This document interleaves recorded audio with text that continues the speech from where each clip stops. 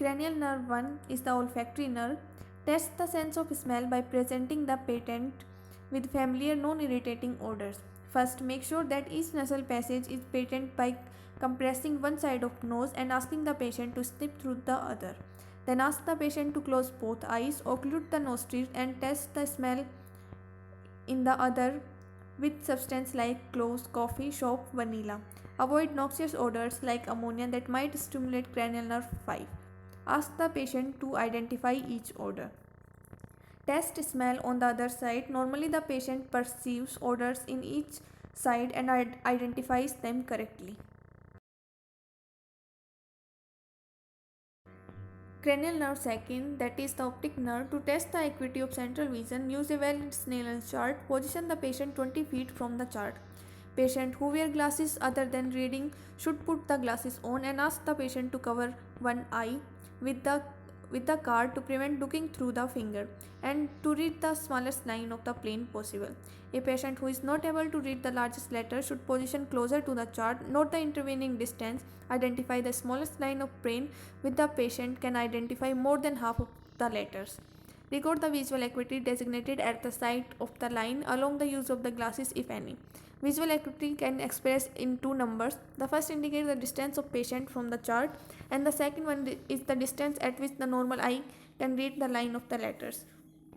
If the patient cannot read even the largest letter, test the ability to count your upper raised finger and distinguish the light such as your flashlight and dark. In the static finger wiggle test, position yourself about an arm's length away from the patient, close one eye and have the patient cover the opposite eye while staring at your open eye.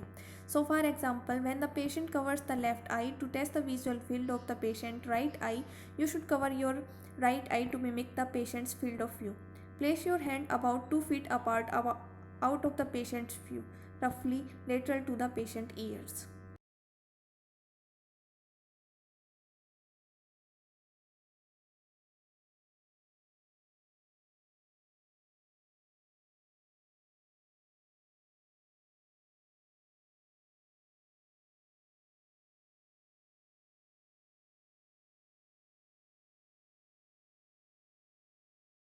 Cranial nerve second and third, that is the optic and the oculomotor nerve. Inspect the size and shape of the pupils and compare one side with the other. Anisocoria or the difference of more than 0.4 mm in diameter of one pupil compared to the other is seen in 38% of the healthy individual.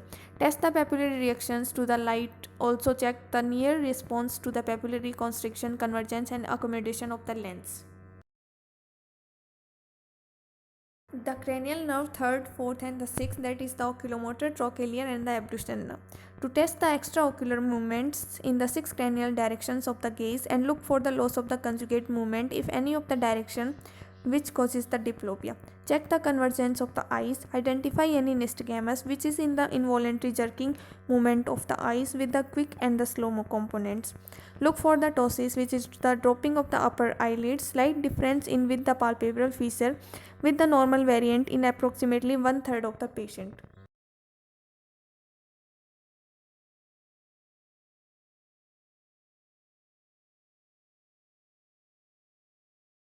In the sensory reflex, the patient's eye should be closed. Use a suitable sharp object such as a pin or a cotton swab. You can create a sharp wood splinter by breaking or twisting a cotton swab. To avoid transmitting infection, use a new object for each patient. While testing occasionally, substitute the blunt end of the point as a contrasting stimulus. Ask the patient to report whether each stimulus is a sharp or dull and to compare sides. If you detect sensory loss, confirm it by testing temperature sensation. Two test tubes filled with a hot and ice cold water are traditional stimuli. You can also use a tuning fork which is usually feels cool. Make it warm or cool with running water. Then touch the skin and ask the patient to identify hot or cold. Then the test for the light touch using a fine wisp of cotton and ask the patient to respond whenever you touch the skin. In the corneal reflex, ask the patient to look up and away from you and approach from the opposite side out of the patient's line of vision. Avoiding the eyelashes, lightly touch the cornea, not just the conjunctiva, with a fine wisp of cotton. If the patient apprehensive, touching the conjunctiva first may be helpful. Inspect the blinking of both the eyes, the normal reaction of this stimulus. The sensory limb of this reflex is carried out by cranial nerve 5 and the motor response is carried out by cranial nerve 7 on both sides. Cranial nerve 7, that is the facial nerve, inspect the face both at rest and during conversation with the patient. Note any asymmetry often visible in the nasolabial folds. Observe any tics and other abnormal movements. Ask the patient to raise both eyebrows, frown, close both eyes tightly so that you cannot open them. Test muscular strength by trying to open them and show both upper and lower teeth. Smile, puff out both cheeks. A peripheral injury to cranial nerve 7 is seen in the Bell palsy, affects both upper and lower face.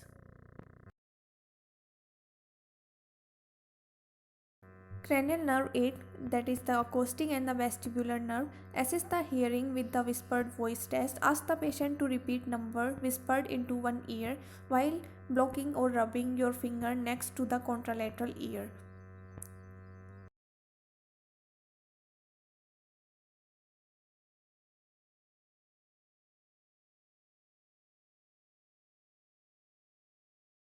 In the cranial nerve 9 and 10, that is the glossopharyngeal and the vagus nerve, listen to the patient voice. It is the hoarseness and does it have a nasal quality? Is there difficulty in swallowing? Ask the patient to say aha or to yawn as to watch the movements of the soft palate and the pharynx. The soft palate normally rises symmetrically. The uvula remains at the midline. Each side of the posterior pharynx moves medially like a curtain. The slightly curved uvula seen occasionally as a normal variation should not be mistaken for a uvula deviated by the lesions of the cranial nerve 9 and the 10. In the gag reflex, this reflex consists of the elevation of the tongue and the soft palate and the constriction of the pharyngeal muscle. Stimulate the back of the throat lightly on each side in turn and observe the gag reflex. This reflex is diminished in many normally healthy people. Unilateral absence.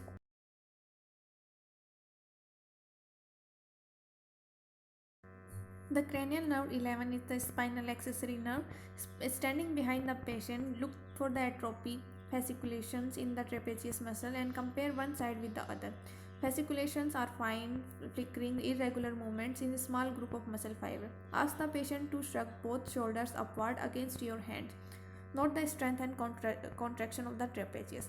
Now ask the patient to turn his or head to each side against your head. Observe the contraction of the opposite sternocleidomastoid muscles